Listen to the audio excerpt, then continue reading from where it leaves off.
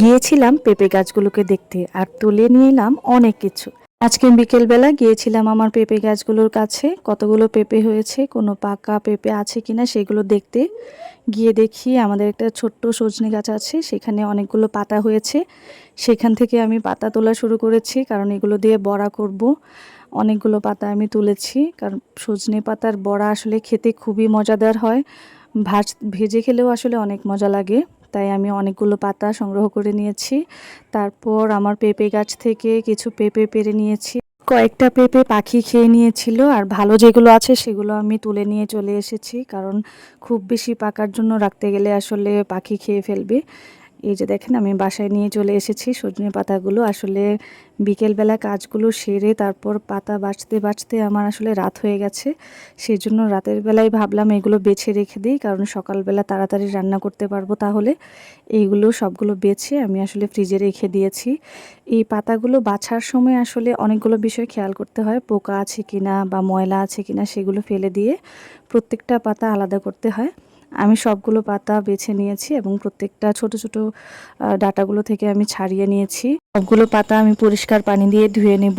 এগুলো দিয়ে আমি আজকে বড়া তৈরি করব। বড়া করার জন্য পাতাগুলোকে ছোট ছোট কুচি করে নিয়েছি আমি। যতটুকু সম্ভব হয় ততটুকু করেছি। সজনে পাতা আসলে এত ছোট করে কাটা যায় না, তারপরেও যতটুকু সম্ভব হয়েছে ততটুকু আমি ছোট ছোট করে কুচি করে নিয়েছি। এর সাথে দিয়ে দিচ্ছি আমি কাঁচা মরিচ, পেঁয়াজ, তারপরে মসুর ডাল ভিজিয়ে রেখেছিলাম সেটাও দিয়ে দিচ্ছি আমি এটার মধ্যে।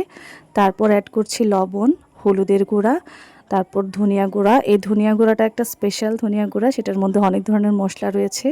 আর অল্প মরিচের গুঁড়া দিয়ে আমি এটাকে মাখাবো। তার আগে দিয়ে দিচ্ছি শুকনো চালের গুঁড়া, যেটাকে আমি মেশিনে ভাঙিয়ে নিয়েছিলাম। সেটা দিয়ে সুন্দর করে মাখিয়ে নেব। মাখিয়ে নেওয়ার সময় কিছুটা পানি দেব, কারণ এত শুকনো আসলে মাখানো যায় না। পানি দিয়ে আমি কাবাবের আকারে মানে বড়ার আকারে শেপ করে নেব। তেলটা গরম হলে আমি বড়াগুলো দিয়ে দিব কড়াইতে, তারপর এক পিঠ ভাজা হলে উল্টে দেব। আজকে আমি গরুর তেল দিয়ে এই বড়াগুলো ভেজেছি, কারণ আমার গরুর তেল ছিল ঘরে। এগুলো দিয়ে আসলে খেতে খুবই মজা হয়। গরুর তেলের বড়া আমার বাসার সবাই খুবই পছন্দ করে, সেই জন্য গরুর তেল দিয়ে আমি আজকে বড়াগুলো ভাজবো। প্রত্যেকটা বড়া আমি উল্টে নিচ্ছি। দেখেন একটা দিক অনেক সুন্দর করে হয়ে গেছে, অপর দিকটা হয়ে গেলেই বড়া রেডি। একদম মুচমুচে হবে খেতে, আর মসুর ডালটা দেওয়াতে খেতে আরেকটু সুস্বাদু হবে। কারণ সজনে পাতাতে হালকা একটু তেতো ভাব থাকে, সেটা চলে যাবে। আর ঘ্রাণ স্বাদ একদম ঠিক থাকবে, খুবই মজাদার হবে খেতে। এই তো বড়াগুলো হয়ে গেছে, আমি এখন এগুলো নামিয়ে নিচ্ছি। প্রত্যেকটা বড়া তেল ছাড়িয়ে আমি নামিয়ে নিচ্ছি। দেখেন কত সুন্দর হয়েছে। এই বড়াগুলো কতটা ক্রিস্পি হয়েছে আসলে এগুলো দেখেই বোঝা যাচ্ছে। খুবই মজাদার এটা খেতে।